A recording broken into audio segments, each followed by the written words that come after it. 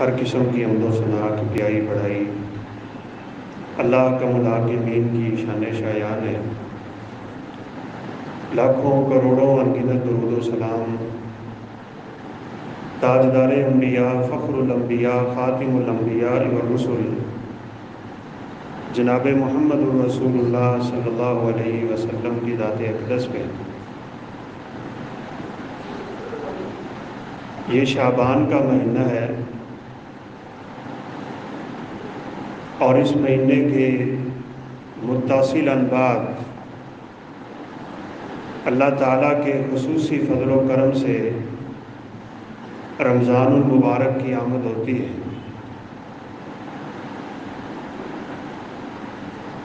اس مہینے کے بارے میں رسول اللہ صلی اللہ علیہ وسلم کا فرمان ہے کہ ترفع فیہ الاعمال الی اللہ عز وجل۔ اس ماہ میں انسان کے اعمال کو اللہ تعالیٰ کے سامنے پیش کر دیا جاتا ہے۔ یہی وجہ ہے کہ آپ صلی اللہ علیہ وسلم اس مہینے کے کثرت سے روزے رکھتے تھے، اور آپ نے یہ بھی فرمایا کہ مجھے یہ پسند ہے کہ جب میرے اعمال اللہ تعالیٰ کے سامنے پیش ہوں تو میں نے روزہ رکھا ہو۔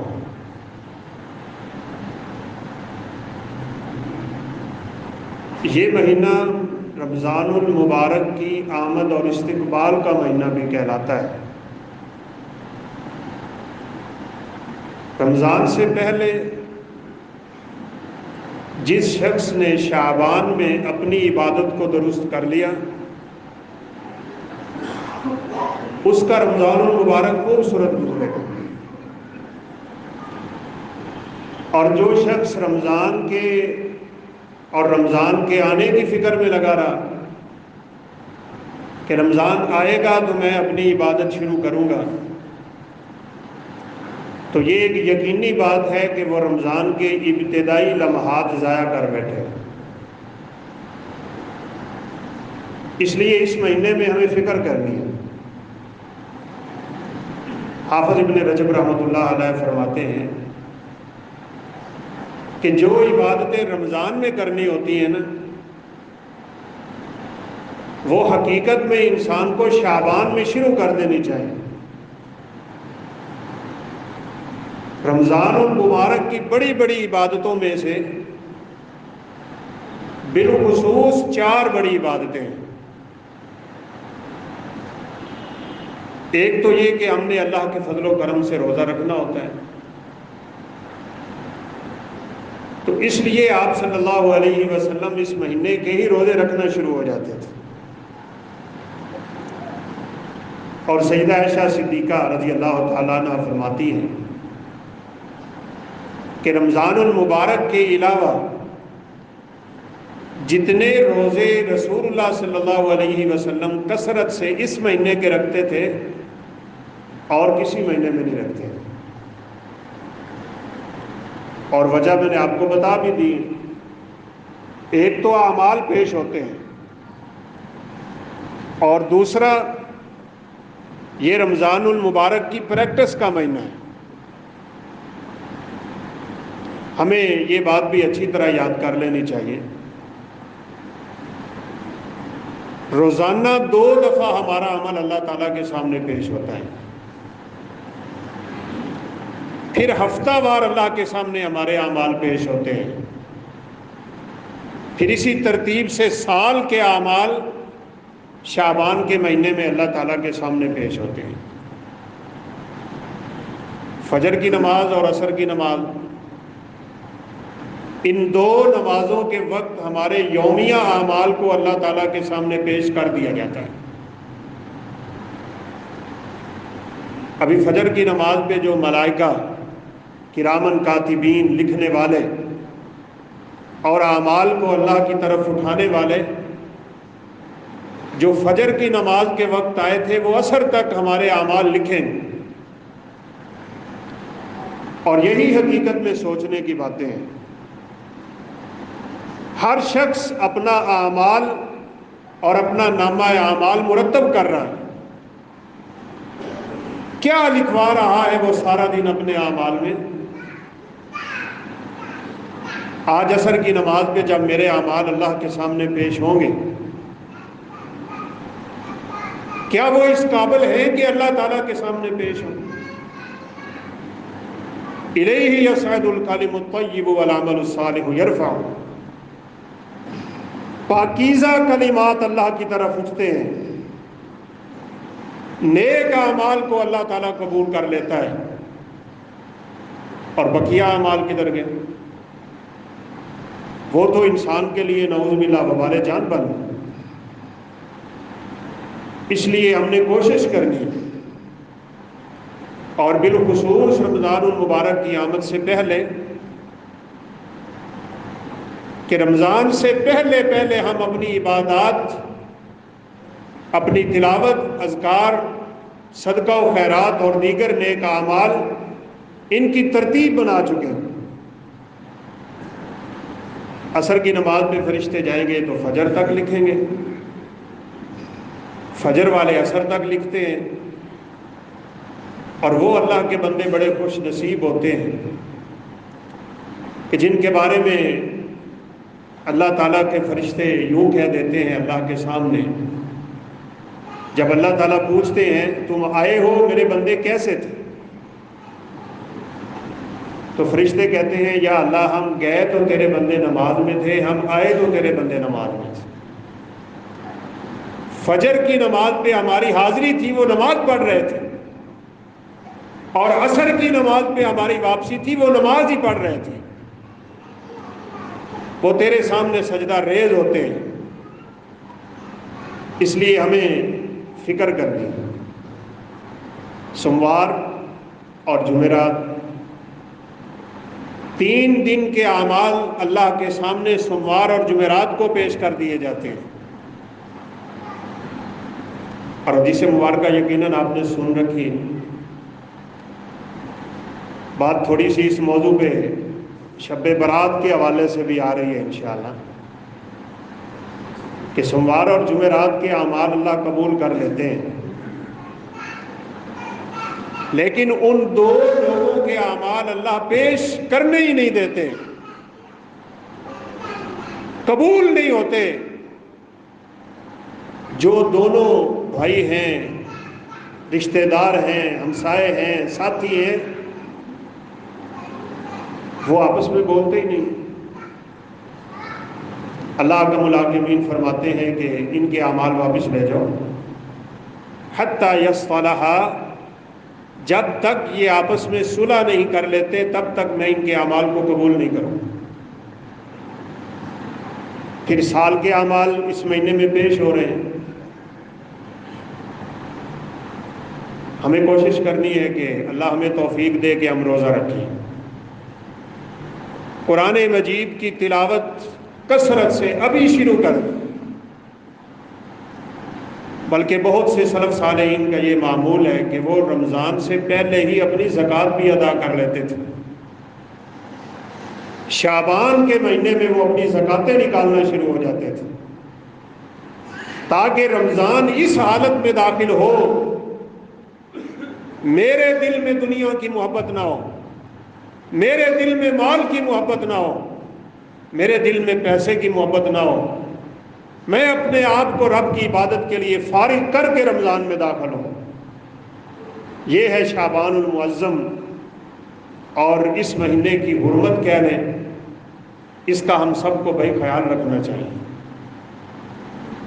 چہ جائے کہ ایسے اعمال میں شعبان کو ضائع کر لیا جائے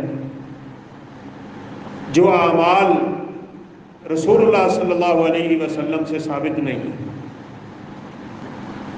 میرا اشارہ اس بات کی طرف ہے، ایک تو وہ شخص ہے کہ اللہ ہم سب کو محفوظ رکھے، وہ گناہوں کی لت میں پڑا ہو اور اللہ کی نافرمانی میں زندگی گزار رہا ہے، اس کی بات نہیں کر رہا، وہ عبادت سمجھ کے کام کر رہا ہوتا ہے، لیکن وہ عبادت ہوتی نہیں، وہ حقیقت میں اللہ اور اللہ کے رسول کے حکم سے تجاوز کر رہا ہوتا ہے۔ جیسے یہ آپ کے رجب کا مہینہ گزرا ہے، 22 رجب کو لوگ جعفر صادق کے نام پہ کنڈے دیتے ہیں۔ کیا تعلق ہے جعفر صادق رحمۃ اللہ علیہ کا 22 رجب سے؟ نہ ان کی ولادت ہے، نہ ان کی وفات ہے، نہ ان کی شہادت ہے، نہ ان کی زندگی کا کوئی خاص واقعہ ہے کہ جس کو 22 رجب کے ساتھ جوڑ دیا جائے۔ لیکن آپ دیکھ لیں، لوگ یہاں سڑکوں پہ وہ ٹھوٹیاں سی لے کے بیٹھے ہوتے ہیں اور لوگ خرید خرید کے جعفر صادق رحمۃ اللہ علیہ کے نام کے کنڈے دے رہے ہوتے ہیں۔ عبادت سمجھ کے وہ کام کرنا جو اللہ کے رسول سے ثابت نہیں ہے، نیکی سمجھ کے اگر کوئی شخص ایسا کام کرے گا تو حقیقت میں یہ کام اس کے لیے قیامت کے دن وبال جان بن جائے۔ اسی کو آپ صلی اللہ علیہ وسلم کی زبان اطہر سے بدعت کہتے ہیں۔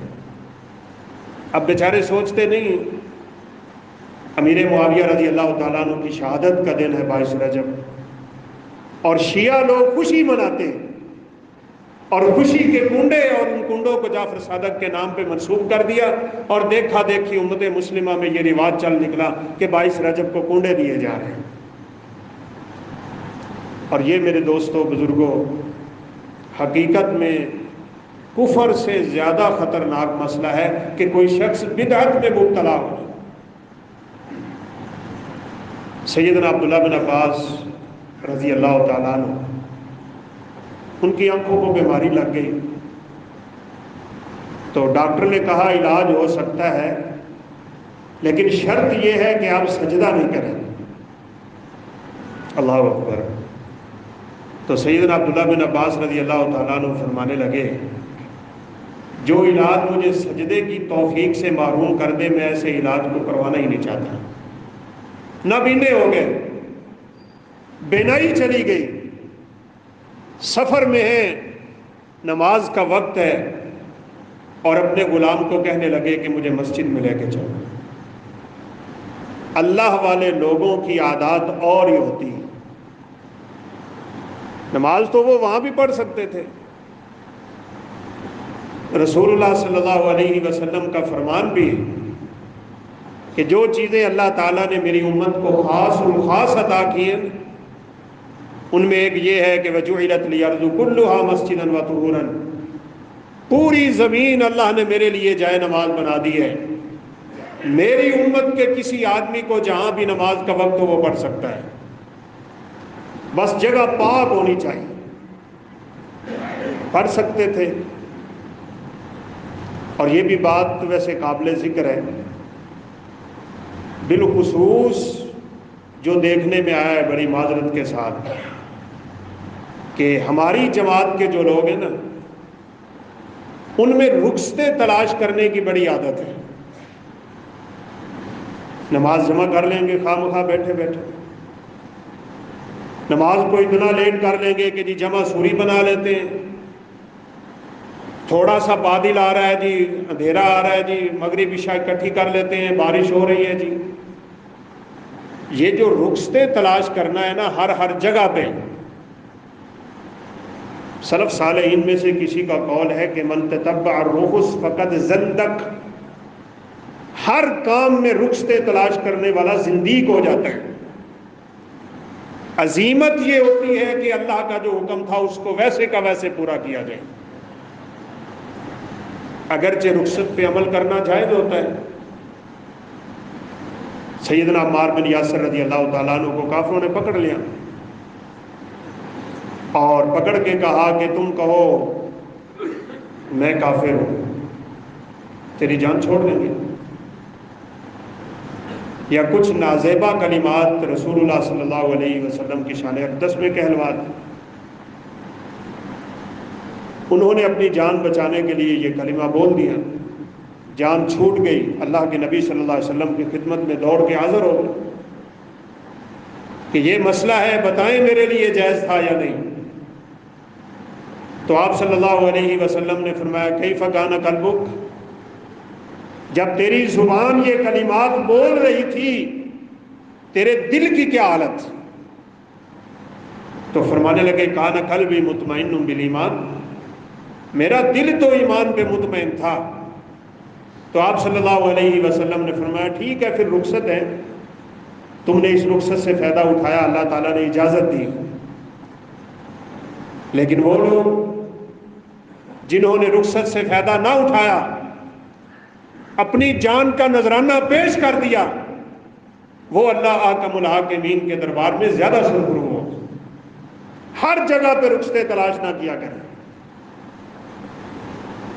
نماز تو عبداللہ بن مسعود رضی اللہ تعالیٰ عنہ، عبداللہ بن عباس رضی اللہ عنہ وہاں پڑھ سکتے تھے،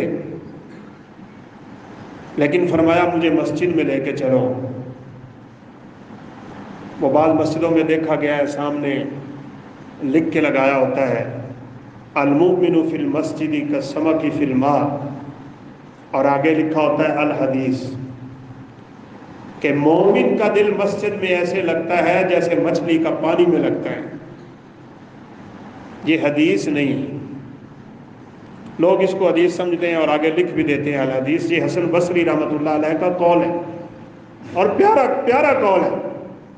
جس بندے کا دل مسجد کے ساتھ لگ گیا، مسجد میں آنے جانے کی فکر ہے، جب دیکھو اس کے قدم مسجد کی طرف اٹھتے ہیں، رب کعبہ کی قسم ہے اس بندے کے مومن ہونے کی گواہی دی جا سکتی ہے۔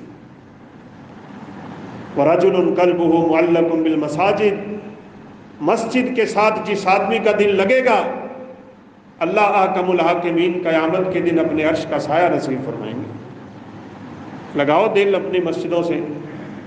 ابھی جمعے کی نماز پڑھ کے آپ جائیں گے، عصر کی نماز کی فکر میں لگ جائیں، تہیہ کریں، ارادہ کریں، عزم کریں، میں نے عصر کی نماز واپس مسجد میں آ کے پڑھنی ہے۔ آپ اپنے کاروبار پہ ہیں، آپ اپنی دکان پہ ہیں، آپ اپنی ذمہ داری پہ ہیں، آپ اپنی ڈیوٹی پہ ہیں، آپ جہاں بھی ہیں، آپ کا خیال واپس مسجد کی طرف لگا ہوا ہے، تو یہی وہ بندہ ہے جس کا دل مسجد کے ساتھ لگا ہوا ہوتا ہے۔ بڑی دور سے سفر کر کے عبداللہ بن مسعود رضی اللہ تعالیٰ عنہ مسجد میں پہنچ گئے، اذان ہو رہی تھی۔ دعا کریں نا، یہ شعبان کا مہینہ ہے، اللہ تعالیٰ ہمیں یہ توفیق دے کہ اذان سے پہلے ہم مسجد میں بیٹھے۔ مزہ تو تب ہے نا، عبادت کرنے کا اور نماز پڑھنے کا مزہ بھی تب ہے۔ کتنے لوگ یہ شکوہ کرتے ہیں اور سوال بھی پوچھتے ہیں کہ جی میرا نماز سے دل نہیں لگنا، خیال آتے رہتے ہیں نماز میں، بڑی کوشش کرتا ہوں خیال نہیں جاتے، اس کا علاج کیا ہے؟ اب بھائی علاج تو اللہ نے تجھے بتا دیا ہے۔ جب تو نے دوڑ کے شامل ہونا ہے نا جماعت کے ساتھ، تیرے خیال کبھی ختم نہیں ہوں گے۔ اللہ تعالیٰ نے جب اللہ اکبر کی ندا پہ تجھے بلایا، کاروبار بند کر دیتا، اپنی ذمہ داری ختم کر دیتا، ہر کام کاج سے فارغ ہو جاتا اور سیدھا چل کے مسجد میں آئے، 15 سے 20 منٹ رب کے گھر میں بیٹھے، وہ اللہ اللہ کرے، وہ ذکر سے اپنی زبان کو تر کرے، وہ اپنے ہاتھ دعا کے لیے اٹھائے، وہ تلاوت کے لیے اپنی زبان کو حرکت دے۔ میرے پیغمبر نے فرمایا ہے الدعاء بین الاذان والاقامت لا ترد، جو دعائیں اذان اور اقامت کے درمیان کی جاتی ہیں اللہ انہیں واپس موڑتے ہی نہیں۔ یہ کرتا رہتا نا 15 منٹ بیٹھ کے اور 20 منٹ بیٹھ کے، تو پھر نماز کھڑی ہوتی تو تیرے خیال نماز میں ہوتے، لیکن دوڑ کے جب شامل ہونا ہے نا، بڑی اچھی طرح یاد ہے، کبھی کبھار یہ گھڑی خراب ہو نا، اور خطیب صاحب 5 منٹ 10 منٹ پہلے جمعہ ختم کر دے، گھڑی کو دیکھ کے کتنے نمازی پیچھے لائن لگا کے کھڑے ہوتے ہیں جمعے کے دن، اور بعض بیچارے کہتے ہیں لو جی آج جمعہ پہلے ہی ہو گیا۔ تو بھائی جمعے کا مطلب تو یہ ہے کہ خطبہ سنو آگے، تبھی تو رسول اللہ صلی اللہ علیہ وسلم کا فرمان ہے۔ ابھی 2-3 جمعے شعبان کے آ رہے ہیں، رمضان سے پہلے پہلے اپنی ترتیب درست کر لیں، میں بھی کروں آپ بھی کریں، اپنی روٹین کو درست کرنے کی کوشش کریں، پہلی اذان سے پہلے مسجد میں آ جائیں۔ رسول اللہ صلی اللہ علیہ وسلم کا فرمان ہے من تطہر فی بیتہ، جو آدمی اپنے گھر میں غسل کرتا ہے، خوشبو لگاتا ہے، تیل لگاتا ہے، اچھا لباس پہنتا ہے، وہ مسواک کر کے پیدل مسجد کی طرف آتا ہے، امام کے قریب بیٹھتا ہے، غور سے خطبہ سنتا ہے، امام کے ساتھ نماز پڑھتا ہے، امام جب سلام پھیرتا ہے نا نماز سے، ہر قدم کے بدلے اللہ اسے 1 سال کے روزوں کا ثواب عطا کرتے ہیں۔ کتنے قدم اٹھا کے بندہ مسجد کی طرف آتا ہے۔ بعض ساتھی ویسے سوال بھی کرتے ہیں نہیں موٹر سائیکل کا کی حکم ہے؟ تو یہ فضیلت موٹر سائیکل پہ حاصل نہیں ہوتی، یہ پیدل چلنے والوں کے لیے سیدھی بات ہے۔ ہر قدم کے بدلے، ترمذی شریف کی روایت ہے اور ہمارے ناقص علم کے مطابق اس سے بڑی فضیلت والی حدیث کوئی نہیں ہے، ہر قدم کے بدلے 1 سال کے روزوں کا ثواب ہے اور 1 سال کی تہجد کا ثواب ہے۔ جو شخص جمعے کے دن جلدی آتا ہے، لیکن جمعے کے دن بھی عادت ہوئی ہے بھائیو، یہ 10 دن کے گناہوں کو معاف کروانے کے لیے آتا ہے جمعہ، 10 دن کے۔ آپ دیکھ لینا کتنی ایسی مسجدیں ہیں، یہ مسجد بھی اسی میں شامل ہے، بڑے تھوڑے سے لوگ بیٹھے ہوتے ہیں جب خطیب آتا ہے، اور پھر دوڑ دوڑ کے شامل ہونا، اور جب جماعت کھڑی ہونے والی ہوتی ہے تو اس وقت دوڑ دوڑ کے نماز میں شامل ہونا۔ رسول اللہ صلی اللہ علیہ وسلم نے تو ویسے ہی منع فرمایا آپ نے نماز کو دوڑ کے شامل ہونے سے۔ آپ نے فرمایا اذان سنو تو مسجد کی طرف چلو، فَعَلَيْكُمُ السَّكِينَةَ وَالْوَقَارَ، سکون سے آؤ، وقار سے آؤ، اطمینان سے آؤ، عزت کی چال چل کے آؤ۔ وجہ یہ ہے، سنیے حدیث مبارکہ کے الفاظ کیا ہیں، جو بندہ نماز کے لیے مسجد کی طرف آ رہا ہوتا ہے نا، اسے چلنے کا بھی اتنا اجر ملتا ہے جتنا نماز پڑھنے کا اجر ملتا ہے۔ وقار کے ساتھ آیا کریں، آپ اپنے رب کے سامنے آ رہے ہیں، کوئی دوڑنا ووڑنا نہیں۔ پہلی فرصت میں مسجد میں آنے کی طرف اپنا دل لگا لیں۔ بعد میں یہ کر رہا تھا بھائیوں کہ یہ بدعت کتنی خطرناک ہوتی ہے۔ عبداللہ بن مسعود رضی اللہ تعالیٰ عنہ مسجد میں داخل ہوئے، اذان ہو رہی ہے، مؤذن نے اذان بند کی، ساتھ ہی اعلان شروع کر دی، کہا جماعت ہونے والی ہے، جلدی آ جاؤ۔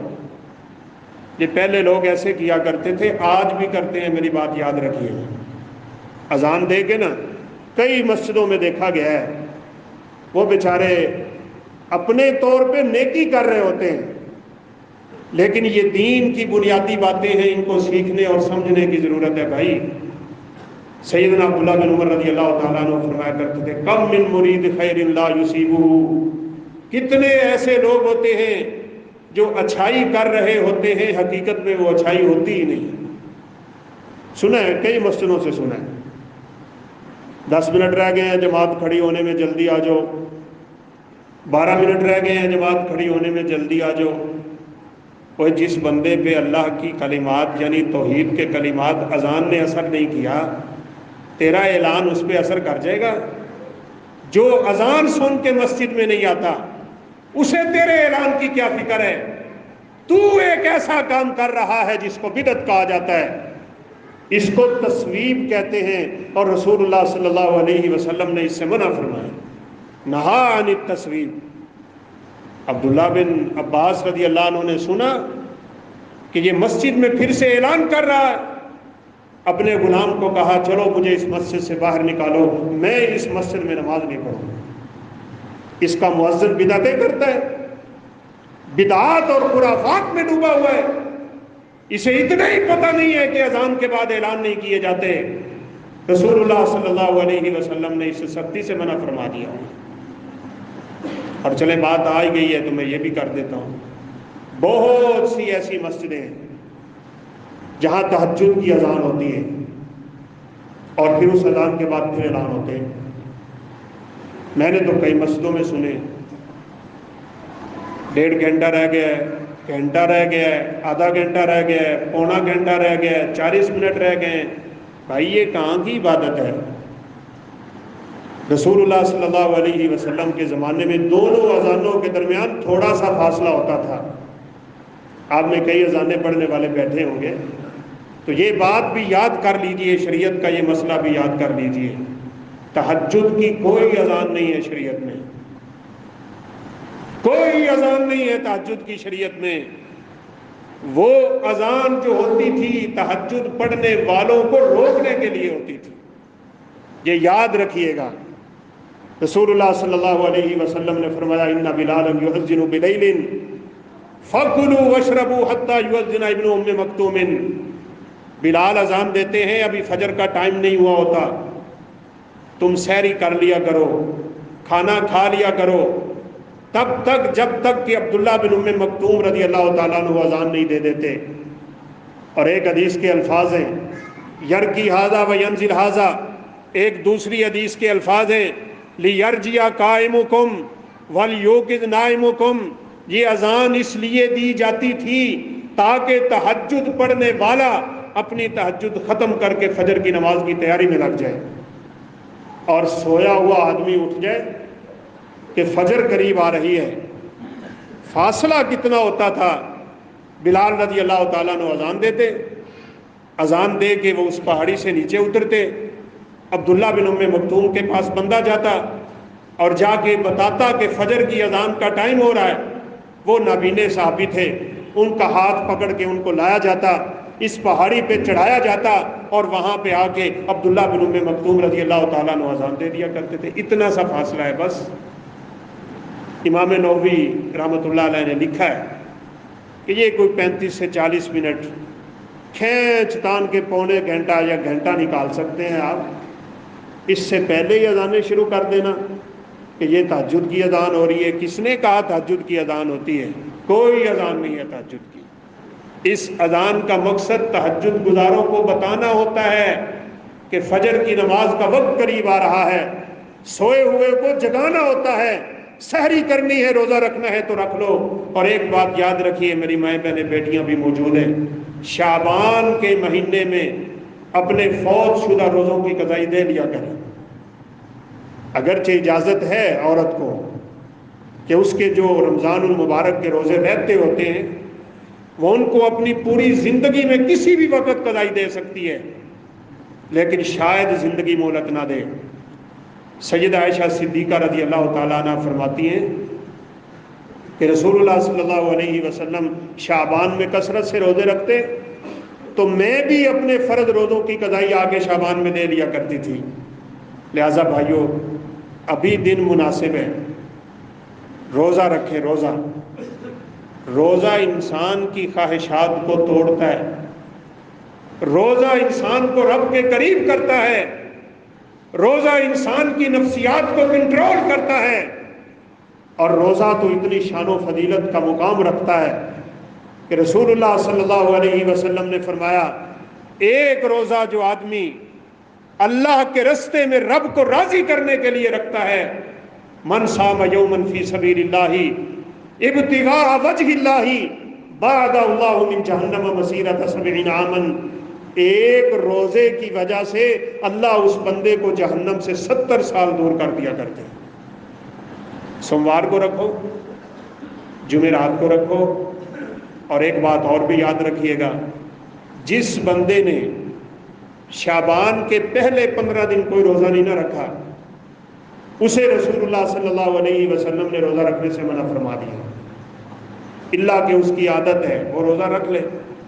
تو یہ جو مہینہ میرے دوستوں جا رہا ہے اور اس کے بعد انشاءاللہ باذن اللہ تعالی رمضان آ رہا ہے. رسول اللہ صلی اللہ علیہ وسلم نے اسی مہینے میں کہا تھا تمہارے اوپر ایک مہینہ سایہ کر رہا ہے، وہ سایہ فکر ہو رہا ہے، وہ مبارک اور بابرکت مہینہ ہے. اسی میں لیلۃ القدر ہے جس کی ایک رات کی عبادت 1000 مہینوں کی عبادت سے افضل ہے. آپ نے فرمایا جو اس سے محروم ہو گیا وہ دنیا آخرت کی ساری خیریت سے محروم ہوگا اور ہر خیر سے محروم ہو جائے گا. اس لیے اس مہینے میں بالخصوص رمضان المبارک کی تیاری کرنی چاہیے. صدقہ و خیرات کریں،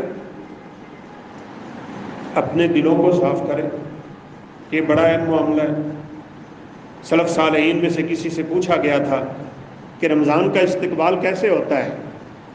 انہوں نے کہا اگر دل میں میل ہونا تو رمضان کا استقبال کیا، انسان کے نصیب میں کچھ ہے آتی ہی نہیں.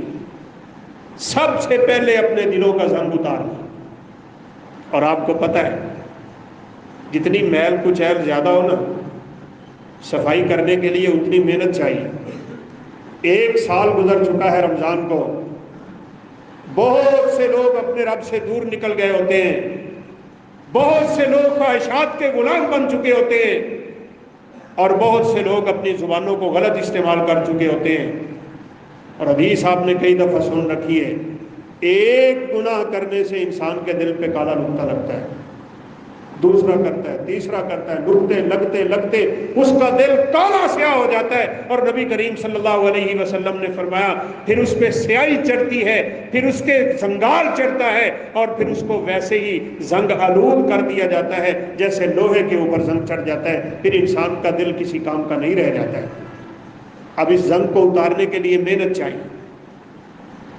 22-25 دن ہے رمضان المبارک کے، خوب ڈٹ کے محنت کریں، ابھی سے کوشش جاری کریں، رمضان المبارک سے پہلے پہلے 5 نمازیں با جماعت تکبیر اولیٰ مسجد میں آ کے ادا کرنے کی کوشش کریں، اپنی تلاوت کی روٹین بنا لیں۔ حافظ ابن حجر رحمۃ اللہ علیہ کا قول یاد رکھیں، اور یہ واقعتاً اس میں کوئی شک ہی نہیں ہے، قرآن مجید کو جو بندہ چھوڑ دے، قرآن اس کی زبان پہ انتہائی مشکل ہوتا جاتا ہے، جتنا چھوڑتا جائے گا قرآن مشکل ہوتا جائے گا، اور جو بندہ قرآن کو جتنا پڑھتا جاتا ہے نا، جتنا پڑھتا جاتا ہے، اس کی زبان اتنی رواں ہوتی جاتی ہے۔ اور یہ تجربہ ہے، حافظ قرآن جس کو قرآن پڑھنے کی روٹین ہے نا، 8 منٹ میں پارہ پڑھ لیتا ہے، صرف 8 منٹ میں، اور یہی چیزیں دیکھ کے اندازہ ہوتا ہے، ان سلف صالحین کے قول یاد آتے ہیں جو رب کعبہ کی قسم میں اور آپ تو سوچ بھی نہیں سکتے، یقین ہی نہیں آتا کہ ایسا ہو سکتا ہے۔ وہ فوت ہونے والا فوت ہو رہا تھا، روتے ہوئے آنکھوں سے آنسو گرے، بیٹی نے پوچھا ابا جان کیوں رو رہے ہیں؟ کیا آپ کو بھی موت کا ڈر ہے؟ کیا آپ بھی موت سے گھبرا گئے؟ کیا آپ کو بھی رب سے ملاقات کرتے ہوئے ڈر لگ رہا ہے؟ کہا نہیں بیٹی، یہ آنسو اس بات کے نہیں ہیں، میں نے اپنی موت کی تیاری کے لیے، اس لمحے کی تیاری کے لیے جو لمحہ بھی میرے اوپر آن پڑا ہے، اس گھر کے کونے میں 3000 دفعہ قرآن پڑھا ہوں۔ ہم یقین کر سکتے ہیں، میں نے ایک دن بیٹھے بیٹھے 3000 کو تقسیم کیا کہ بندہ روزانہ قرآن ختم کرے تو یہ کتنا عرصہ بنتا ہے، کم از کم 55 سال ایسے گزارے ہیں کہ وہ روزانہ قرآن ختم کر لیتے تھے۔ 55 سال کا عرصہ ہم نہیں سوچ سکتے۔ اور آپ اندازہ لگائیں، اگر 10 منٹ میں ایک شخص پارہ مکمل کر لیتا ہے نا، تو 30 پارے پڑھتے ہوئے اس کو صرف اور صرف 5 گھنٹے چاہیے بس۔ ہم مانتے نہیں ہیں کیونکہ ہم نے کبھی پڑھا نہیں ہے، ہم نے کبھی تجربہ نہیں کیا۔ سیدنا عثمان بن عفان رضی اللہ تعالیٰ عنہ رات تہجد کے وقت کھڑے ہوتے، اور جب سلام پھیرتے تو قرآن تہجد کی نماز میں پورا کر چکے ہوتے تھے، جامع القرآن۔ پھر اللہ نے ان سے یہ کام لے لیا، میرے اور آپ کے سامنے جو مصحف پڑا ہے نا، یہ حضرت عثمان نے جمع کیا تھا، اور سارے جہان کی نیکیاں آج کوئی مصحف کو دیکھ کے پڑھتا ہے، مصحف کو دیکھ کے تلاوت کرتا ہے، بلکہ اس مصحف کو ہاتھ میں پکڑتا ہے، اس مصحف پہ نظریں دوڑاتا ہے۔ بھائیو دل لگائیے قرآن کے ساتھ۔ امام شافعی رحمۃ اللہ علیہ سے پوچھا گیا تھا زبانی قرآن پڑھنا افضل ہے یا اوپر سے دیکھ کے تلاوت کرنا افضل ہے؟ تو وہ فرمایا کرتے تھے اوپر سے دیکھ کے تلاوت کرنا افضل ہے۔ انسان کی آنکھیں بھی کام کر رہی ہیں، زبان بھی کام کر رہی ہے، دماغ بھی کام کر رہا ہے۔ ایک مصحف اگر کسی شخص نے، یہ آج تو اللہ کی قسم ہمارے لیے کتنی آسان سی بات ہے، خرید کے کوئی شخص لے رکھ دینا مسجد میں، وہ جیسے ایک حدیث میں 6 طرح کے اعمال آتے ہیں، ان میں سے ایک یہ ہے، آپ نے فرمایا من ورث مصحفا، جس نے کسی کو قرآن لے کے دے دیا، ایک مصحف لے کے رکھ دیا، کوئی بھی شخص اس مصحف کو اٹھا کے جب تلاوت کرتا ہے نا، ہر حرف کے بدلے 10 نیکیاں مصحف خریدنے والے کے نامہ اعمال میں آ جاتی ہیں۔ آپ اندازہ کریں، یہ ساری نیکیاں مل کے نا، جتنی بھی تلاوت ہوتی ہے دنیا میں مسلمان کرتے ہیں، بالخصوص رمضان المبارک میں، یہ ساری نیکیاں ہر حرف کے بدلے 10 گنا نیکیاں اللہ احکم الحاکمین سیدنا عثمان بن عفان کے کھاتے میں ڈال رہے ہیں۔ ان کی فضیلتوں کو کیا کہنا، ان سے پہلے ابو بکر صدیق رضی اللہ عنہ نے جمع کیا، لیکن قراءات کے ساتھ نہیں۔ حضرت عثمان نے قراءات کے ساتھ قرآن مجید کو جمع کر دیا۔ یہ ان کا امت پہ بڑا احسان ہے۔ آج اس قرآن کو سامنے رکھیں۔ سلف صالحین میں سے کسی سے پوچھا گیا تھا آپ کی خواہش کیا ہے؟